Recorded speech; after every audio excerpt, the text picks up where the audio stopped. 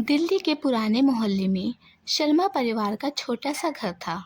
यह घर कभी हंसियों और खुशियों से भरा रहता था। सविता शर्मा परिवार की धुरी हमेशा घर को संवारती, बच्चों की देखभाल करती और उनकी खुशियों के लिए अपनी सारी ऊर्जा लगा देती थी। उनके जाने के बाद घर में केवल खालीपन और सन्नाटा ही रह गया था। दीवारें उनकी यादों से गूंजती थीं और फर्श पर फैली धूप में भी एक अलग तरह की उदासी झलकती थी। राजेश शर्मा, बच्चों के पिता, अक्सर बैठक में अपनी कुर्सी पर बैठे रहते। उनका चेहरा गंभीर और सख्त दिखाई देता, लेकिन उनकी आंखों में एक गहरी उदासी छिपी होती थी। अंकित और नेहा माँ की मृत्यु के बाद अक्सर आपस में बैठकर चुपचाप रोते। उन्हें अपने पिता से प्यार महसूस नहीं होता था, क्योंकि राजेश जी हमेशा गंभीर और सख्त रहते थे। बच्चे सोचते थे कि पापा को उनकी भावनाओं की परवाह ही नहीं है, लेकिन वास्तव में उनके पिता का प्यार हमेशा चुपचाप और कर्मों में व्यक्त होता था।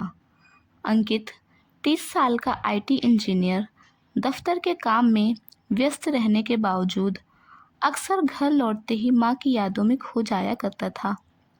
नेहा स्कूल में अध्यापिका घर लौटते ही अपने कमरे में बैठकर पुराने खेल, हंसी और माँ की बातें याद करती थी।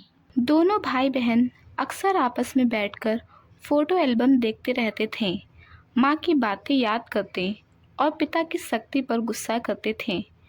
उनके मन में यह बात घर कर गई थी कि पापा उन्हें प्यार नहीं करते हैं, लेकिन सच्चाई इससे बहुत अलग थी।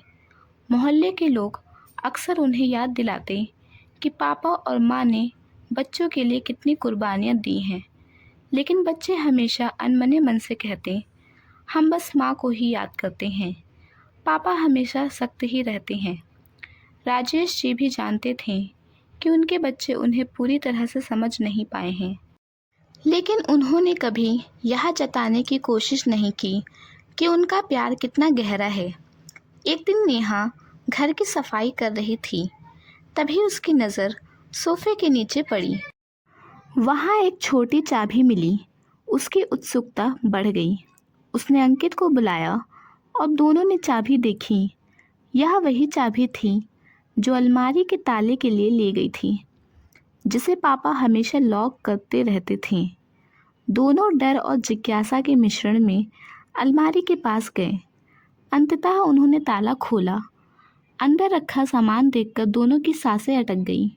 पुराने फ़ोटो एल्बम, फाइलें और एक बंद लिफाफा रखा था, जिस पर लिखा था, मेरे बच्चों के लिए, सविता।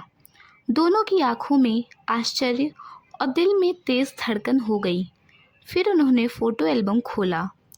पहले पन्ने पर अंकित की बचपन की तस्वीर थी, जिसमें वह पहली बार साइकिल चलाने की कोशिश कर रहा था। अगले पन्ने पर नेहा की तस्वीर भी थी, अपने जन्मदिन पर गुब्बारे पकड़े मुस्कुराती हुई। हर तस्वीर में माँ हमेशा बच्चों को थामे हुए थी। राजेश जी तस्वीर के किनारे खड़े दिखते, हमेशा गंभीर और थोड़े अलग। नेहा ने धीरे से कहा, भैया, माँ हमेशा हमारे साथ हैं, लेकिन पापा कितने अलग दिख रहे हैं। अंकित ने जवाब दिया, हाँ, हमेशा यही लगता रहा। पापा को शायद प्यार जताना ही नहीं आता है। फिर उन्होंने धीरे धीरे लिफाफा खोला। चिट्ठी के पन्ने हाथ में आते ही दोनों की आंखें भर आईं। माँ ने लिखा था कि राजेश शर्मा ने हमेशा बच्चों के लिए कितनी कुर्बानियाँ दी हैं। अंकित के बीमार होने पर उन्होंने पूरी रात जागकर उसे संभाला, लेकिन किसी को बताया नहीं। नेहा के स्कूल के लिए पैसे की कमी को छिपाकर उन्होंने अपनी पुरानी घड़ी और कपड़े बेच दिए। माँ ने लिखा कि जब उन्हें खुद बीमारी हुई, तब इलाज के लिए राजेश जी ने अपनी पुश्तैनी ज़मीन तक बेच दी, ताकि बच्चों की परवरिश और उनकी देखभाल में कोई कमी ना आए। चिट्ठी में माँ ने बचपन की कई घटनाएं भी लिखी हैं, कैसे उन्होंने पहली बार अंकित को साइकिल चलाना सिखाया और पापा रात भर बाहर खड़े होकर यह सुनिश्चित करते थे कि बच्चा सुरक्षित है। कैसे नेहा की पहली स्कूल यूनिफॉर्म के लिए उन्होंने महीने भर अपना खाना कम किया और अपने कपड़े नहीं खरीदे। माँ ने लिखा कि राजेश जी की शक्ति और गंभीरता सिर्फ बच्चों की सुरक्षा और भविष्य की चिंता से आती थी। चिट्ठी में माँ ने अपने जीवन के कई अनुभव भी साझा किए। कैसे उन्होंने घर के लिए हर छोटी छोटी चीज़ में संतोष पाया, कैसे राजेश जी ने अपनी नौकरी और निजी जीवन में कठिनाइयाँ सहकर बच्चों की शिक्षा सुनिश्चित की। बच्चों को समझाया कि हर कठिनाई और त्याग केवल उनके भले के लिए था। उन्होंने लिखा कि प्यार हमेशा दिखाने से नहीं बल्कि करने से भी व्यक्त होता है। चिट्ठी पढ़ते हुए नेहा और अंकित की आंखों में आंसू बह निकले।